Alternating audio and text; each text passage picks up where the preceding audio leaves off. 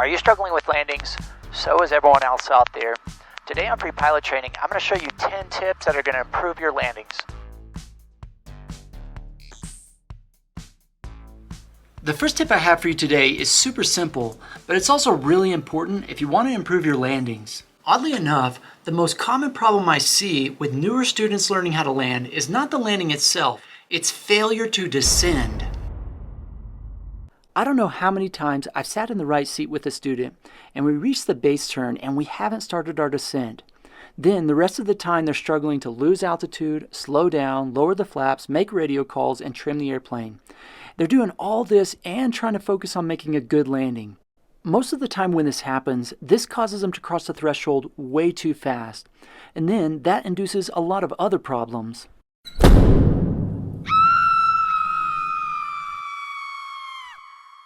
Alright, so Mike's a fully certified private pilot. He's fixing to get his instrument rating real soon. And so he has good landings, but I'm going to do something a little bit sneaky today. I'm going to make him stay high until we're on final, and then I'm going to let him land. And you're going to see, like, even a private pilot with quite a few hours, it's going to be harder for him to land. And I want you to try to land on the second stripe, Mike. Okay. And we'll see how well you do. But just stay at this altitude, do your pattern like normal, but I'm going to tell you when you can start descending, okay? And use everything to your advantage. I want you guys to see, like, even a seasoned pilot's going to struggle if you don't start descending right away. Alright, stay high. If you don't cheat, go ahead and leave that power in. Actually, go ahead and turn base now if you would. Claremore traffic, Skyhawk 314 X-ray, left base for 36, Claremore. Okay, now you have full control of whatever you want to do. We're way high. Fix it and try to get me on that first stripe. Alright, so first thing he's doing, I'd lower all those flaps. But like he's going to be riding the struggle bus. You guys just watch here. I may not have made this hard enough on him. May do just fine. Claremore traffic, Skyhawk 314 X-ray, base to final 36, Claremore. So he's making aggressive corrections. And as a new student pilot, that's what you're going to have to do if you're high in order to, end up having a good landing. And so think about that for a second. If you're being aggressive and you're new and you don't know what control inputs to make, it's going to be a lot harder for you. Now, Mike, he's already fixed the problem, and now we're pretty stable, like on a quarter-mile final here, but are you going to be able to do that? And that's really what you have to think about. Are you going to be able to be stable on final if you're making aggressive inputs? Well, you're probably not, and I see this constantly, like people come down and then the landing ends up being rough because they're not stable on final. So we'll see still.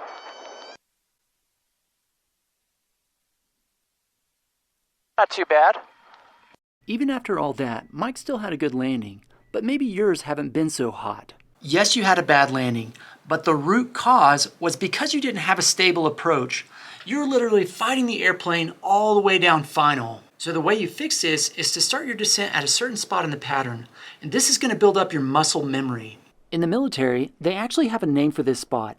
They call it the perch point, and the ideal place for the perch point is on downwind, a beam your touchdown spot on the runway. So when you reach this spot, all you need to do is start descending and get your airspeed under control by pitching for your airspeed.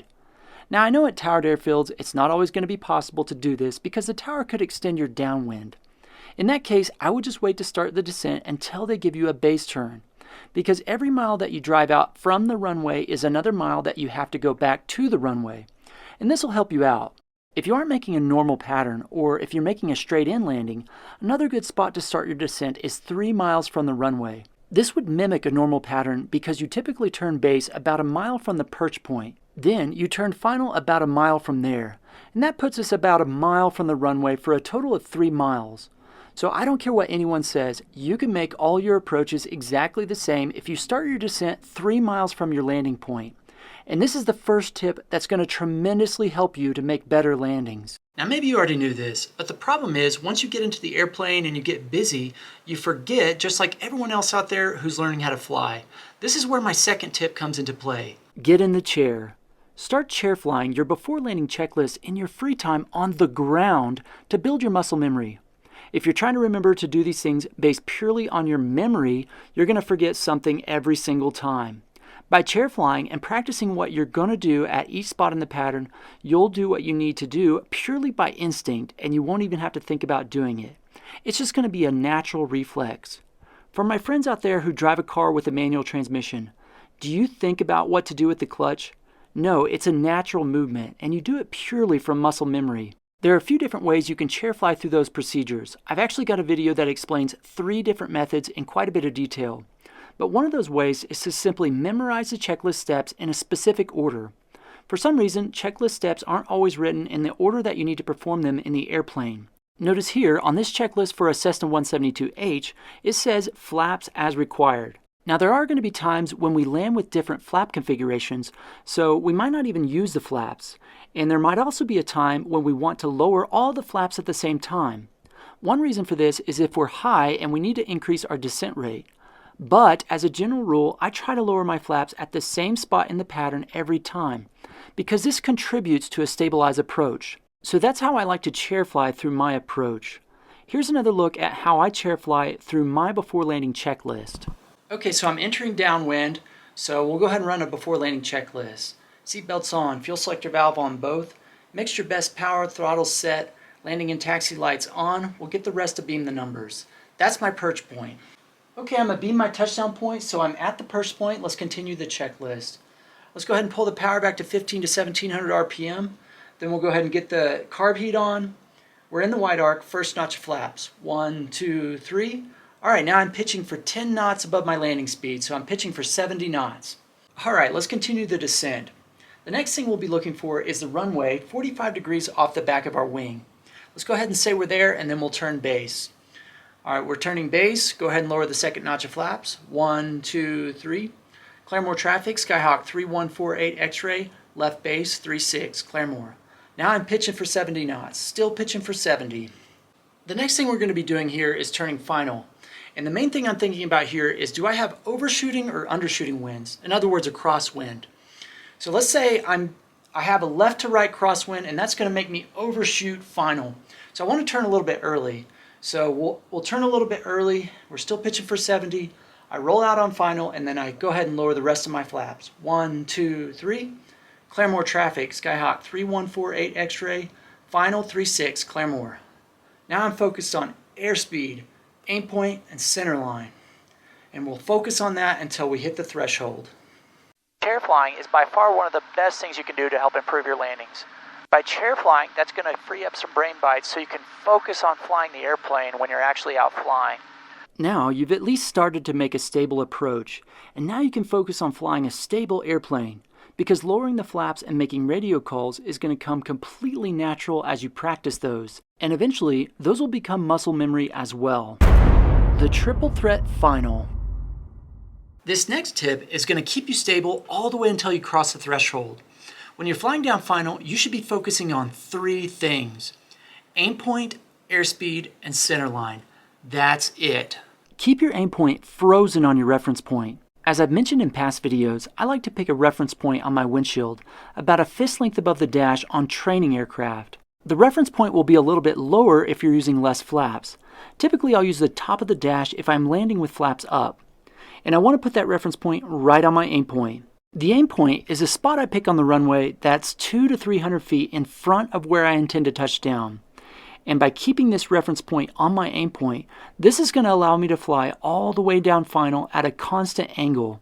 This is what we call our glide slope. And when this reference point is about a fist length above the dash, this is going to give us about a 3-degree glide slope. Now, if my reference point gets above my aim point, that means I'm high on glide slope. I want to reduce my power and let the airplane sink back down until it's back on my aim point. If my reference point gets below my aim point, I need to add a little bit of power, and that's going to bring me back up to where I need to be. When you do this, don't forget to adjust your power a little bit as you're reaching your glide slope.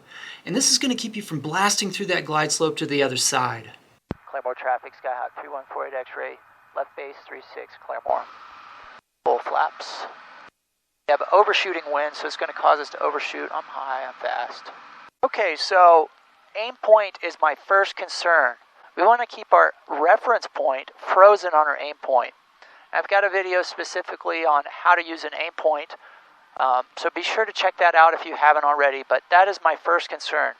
That's going to help us develop a stable approach for landing. Claremore traffic, Skyhawk 3148 X-ray, final 36, Claremore. Reference point on the aim point. I might be a touch high. As you can see, my reference point, which is this little dot right here, is a little high, so I'm going to pull that power back a little bit. Now we're going to start to see the airplane sink a little bit. And as we catch up on our aim point, start feeding that power back in. That's going to allow us to develop a stable approach. So I'm watching my aim point, airspeed, center line. Those are the three things I'm concerned about. A little fast, a little high, idle power.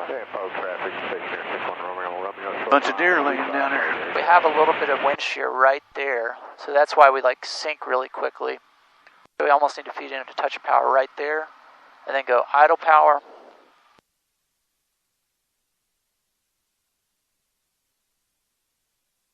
Yeah, it's like a little bit of wind shear. Oh, almost landed in a little bit of a crab there. Got a little gust of wind. Oh yeah, make your landing look good, yeah. All right, flaps coming up. Power's coming in, power's set. All right, rotate. Yeah, so we landed in a slight crab because we got a little bit of a gust from the side a second ago.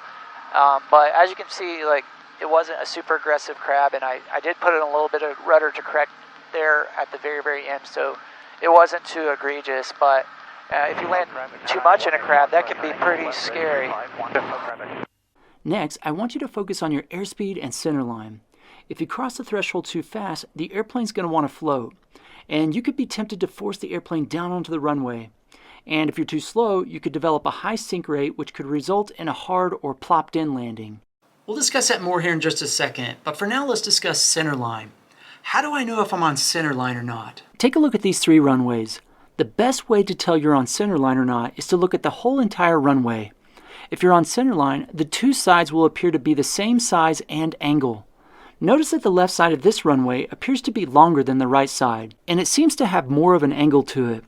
That's an indication to me that I'm right of center line, and I need to use my ailerons to get back over to the left a little bit. On this runway over here, the right seems longer and is more angled. That's a clear indication to me that I'm left of center line, and I need to move back over to the right. On this runway, both sides appear to be the same length, and one side doesn't seem to be angled more than the other. That lets me know that I'm right on center line. But how do I fix the problem if I'm not on center line? As I've mentioned in the past, getting on center line is a three-step process. Start with the ailerons. If I'm right of center line, roll left, then, as I'm approaching center line, roll out of the turn. Then align the nose with the rudder. Here's the memory aid I like to use. Roll in, roll out, align the nose. All right, seatbelts on, fuel selector valve on both, mixture, best power, throttle set, landing and taxi lights on. We're being the touchdown point, power's coming back, carb heat, first notch of flaps. Pitch it for 70. Roll base. Claremore traffic, Skyhawk 3148 X-ray, left base 36, Claremore. All right, so let's get off center line on purpose here. So the biggest reason why you might get off center line in the beginning is because of overshooting winds. If the winds were coming from left to right here, they could potentially blow me over, but let's just say I'm not paying attention. We'll go full flaps. Oh, I'm not paying attention, not paying attention. Flaps are full. Oh shoot, I'm way right of center line. So what do? Well, aim point's my first concern. Fix that first. We may be a touch high, but overall we're pretty good. So I'm right of center line, and I know that because look at the runway. It's like longer on one side than the other. So we'll roll in. That's key first. Roll in, roll out, align the nose. So we'll roll in. Downwind 35, slope traffic. Little high. Roll out. And then we align the nose with the rudder pedals. So we align the nose with the rudder pedals. And I'm high now, so we're at idle power. Full flaps. Claremore traffic, Skyhawk 3148 X-ray, final 36, Claremore. So roll in. So what does this look like? We're actually a little right of center line. So here, roll in, roll out, align the nose with the rudders. And I'm high, I know that. So we're going to land a little long. But that's the key. Roll in, roll out, align the nose. Little high, little fast. Technically, you're not supposed to slip Cessna 172s with full flaps, 40 flaps. So we won't do that. We'll just accept a little bit of a long landing. There was that little gust of wind to the cross there, and I caught it just before touchdown that time. Flaps. Alright, car repeat, flaps. Power. On occasion, you're going to find that you need to make a big control input to correct your airspeed, aim point, or center line. If you need to do that, that's okay. Don't be afraid to make big control inputs. But if you ever find yourself in this position, immediately take half of that back out. For example, if you get blown way to the left of center line, go ahead and make a big bid to the right to get back on center line and immediately take half of that back out. And that's going to keep you from blasting to the other side. If you're getting super fast, go ahead and be pretty aggressive with a pitch up, but then immediately take half that back out. That's going to get you closer to your airspeed and then bring you back to where you need to be. Now, as I briefly mentioned a minute ago, the third thing we need to focus on during the landing is our airspeed. And airspeed is so important that this is the fourth tip I have for you that's going to improve your landings. If you really want to make better landings, the next time you go out there, I want you to focus on crossing the threshold right at your landing speed. Not 1 knot fast and not 1 knot slow. If you're struggling to make consistently good landings, there's a really good chance that your airspeed is your problem. What happens when you're making turns in a car and you make the turns at different speeds? The way you handle the car is different. The same is true for landing at different airspeeds. The way you handle the landing is going to be different. Focus on your airspeed, and this is going to allow you to get a better feel for what needs to happen with the controls. Because when you make the same control inputs every time, this is going to allow you to build a baseline for your muscle memory. If you're a little slow over the threshold, you're typically going to need to be a little more aggressive, and the rate at which you flare will be faster. In some cases, you might not be able to flare fast enough, and this can result in a plopped-in landing. If you're fast over the threshold, you typically need to be less aggressive in the flare. And you'll need to have a little bit of patience because the plane is probably going to want to float on you a little bit. Now, if you've found that you're always struggling with airspeed or some other common landing mistake, I've got a video that explains some of those mistakes in a little bit more detail and how to fix those. Alright guys, so now we're going to see how skilled Mike is here. I want him to land at a high airspeed, and I want to see how hard it is for him to land by landing fast, okay? Obviously, once again, he's a seasoned pilot. He knows what he's doing, but if he's landing fast, let's see how hard it is for him. And if he's struggling, you're going to struggle too if you're landing fast. So check this out. Claremore traffic, Skyhawk 314 X-ray, left downwind for 36, Claremore. All right, Mike, I want you to fly 75 until you cross the threshold. 75 knots until you cross the threshold, okay? And okay. Once we cross the threshold, you're free to do whatever to make it work. But don't kill us, please. So I can already see Mike sweating bullets here. He's thinking okay, what's going to happen here? And you guys probably already know the answer to one of these. Well, we're going to float a little bit. Well, how much float is acceptable? To me, if I'm not down by that technically the third taxiway, we should probably go around. So you should always have a point in your mind. What's the latest we can touch down and still take the runway? Know how much runway you have in front of you, and actually technically you need to do that. It's legally required that you know the length of the runway you have and the length of the runway you need.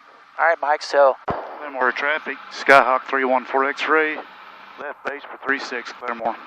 Everything normal. I just want you go at 75 knots, and as soon as you cross the threshold, you have full ability to do whatever you need. Oh, I overshot that trying to... Yeah, we have some winds that are kind of unpredictable up here. All right, so less power and pitch for that airspeed.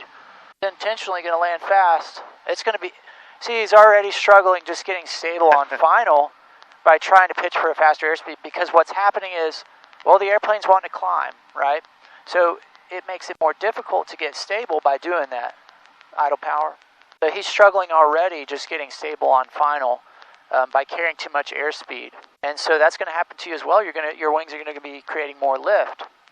So if we're not down by the second or the third taxiway technically, then we'll go around. But so you can see he's already struggling with the speed. At 75 knots, you're clear to land. And watch how far this thing floats.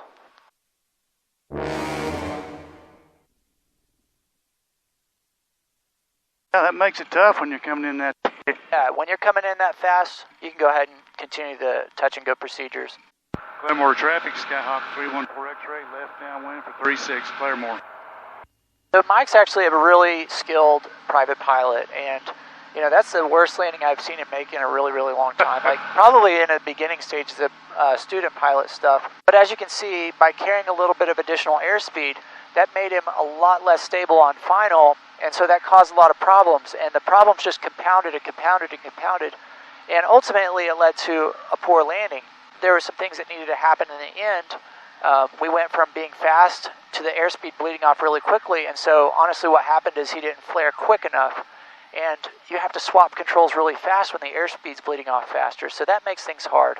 So be on your airspeed on final. That's key for this tip. Gary traffic, stationary 61 Romeo. All right, my controls. Air controls. My controls.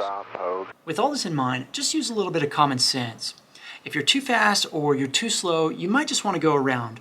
There's no shame in going around and trying again. All right, the next tip I have for you is kind of an interesting one. A quick glance. After you know for sure that you're going to make the runway and you're about 15 feet above the ground, I want you to take a quick glance at where you intend to touch down. Now, I don't want you to fixate on this spot. I just want you to take a quick glance there and pull back on the yoke just enough to get that reference point on your windshield headed towards that spot. At the same time you're doing this, you should be working your power back towards idle. And this is literally all you need to do to start your round out. I know this seems kind of like a weird tip, but if you do this, you should feel yourself naturally pulling back on the yoke the perfect amount to bring your reference point up to this spot. Then once you're headed towards this spot, you're ready for tip number 6. Eyes on the prize. Shift your eyes to the end of the runway. When you do this, this is going to make you naturally want to pull back on the yoke and bring that nose up into a landing attitude. There are 2 reasons for this. First, I don't want you to over-control the airplane. It's very easy to pull back too much on the yoke. You also have a tendency to steer the airplane wherever you're looking. That's why it's so important to look at certain spots at certain points during the landing. I intentionally have students look at their landing spot very briefly so they can start heading in that direction. And this will help keep you from flaring the airplane too high. Now I want you to look at the end of the runway because that's going to naturally make you want to bring that nose up. And we need to start raising the nose when we're about 1 to 2 feet above the runway. And how much should we raise the nose? In most trainers, the cowling on the horizon or slightly below the horizon is a really good reference. If you go much higher than that, there's a good chance that you're going to balloon the airplane. And if you go more than a few fingers below the horizon, there's a chance you could touch down the nose wheel before the mains, and that could cause you to get into a porpoise, which is no fun at all. Now that I've got you looking at the end of the runway, you're ready for tip number 7. Freeze the nose. I want you to freeze the cowling right on or just below the horizon and just keep it there. At this point in the flare, I don't want you to think about landing the plane. I want you to think about keeping the nose right here. And as long as you freeze that nose right here and you're at idle power and you really are 1 to 2 feet above the runway, you're ready for my next tip. Pull as you sink. Okay, before I explain this in more detail, I just want to mention that this is why a lot of instructors say that you should not flare a small airplane. And while I understand why they say this, I disagree with that, and here's why. As I mentioned in the last tip, we want to freeze the nose of our airplane in that perfect landing attitude. But now that you're at idle power and you're slowing down, the airplane is going to start sinking towards the runway. But most importantly, the nose is going to want to drop too, because your tail is not creating as much downforce. And by the way, I explain this in a lot more detail in my video on weight and balance. But anyway, what you're going to see is that the more you slow down, the more backstick pressure you're going to need on the yoke to keep that nose frozen on the horizon. And the nose of your airplane should not be moving, but you will be moving the yoke back more and more as you're sinking to keep the nose frozen there. Because as the airplane slows down, the nose will want to drop more and more. And this brings us to tip number 9. How fast do we need to pull back on that yoke? The faster you sink, the faster you pull. This is another reason why we're looking at the end of the runway. By looking at the end of the runway, this is going to allow you to see how quickly the airplane is sinking towards the ground. Because you want to pull back on the yoke at the same rate that the airplane is sinking towards the ground. Sometimes you're going to find that the airplane is sinking at a very fast rate. And if you're not pulling back fast enough, you could end up having a hard landing. This is what I call a plopped-in landing. Other times, the airplane is sinking very slowly, and you may be tempted to pull back too quickly. And this can result in the airplane popping back up into the air or a balloon. But if you pull back on the yoke at the same rate that the airplane is sinking towards the ground, you're going to have a nice smooth touchdown. And that leads us to tip number 10. It's not over till it's over. Continue to fly the airplane even after you've touched down. When I was a student one time, I had this landing where it was really smooth, and as I touched down, I released the crosswind controls, and the wing got picked up, and the airplane got airborne again, and I ended up landing in a crab. Talk about a scary landing. That was not a good day. As soon as you touch down, gently lower the nose to the ground and continue using your rudders and ailerons to keep the airplane on center line. If you're doing a touch and go, take a nice deep breath, then do your touch and go procedures. If you're making a full stop landing after the airplane has a good vector in a nice straight direction, slide your heels off the floor up onto the brake pedals and start gently using those brakes. This will be the last one. Looks like we still got a touch of battery left. I'm going to see if I can carry some airspeed. I talked about this in my 10 biggest mistakes on landing. And so I'm going to kind of show you what I like to do if I'm a little bit fast. But the key is to fix one before the other. Fix your airspeed first, and then you can fix your altitude. Downwind's clear. Claremore traffic, Skyhawk 3148 X-ray. Left downwind 36, Claremore. 100 feet. Alright, seatbelts on, fuel sector valve on both. We'll leave the landing and taxi lights on. Flaps are up for now. Make sure best power. Throttle set. Alright, catching up with our altitude. We'll fly 80 knots. 80 knots is a good speed. If you're flying around in the pattern in a Cessna 172, that allows you to lower the flaps if you need to really quickly. Let's see if I can fix it being fast. 75 knots across the threshold. Alright. Less power, flaps.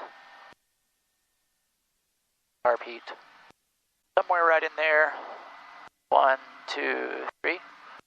Roll secondary flaps.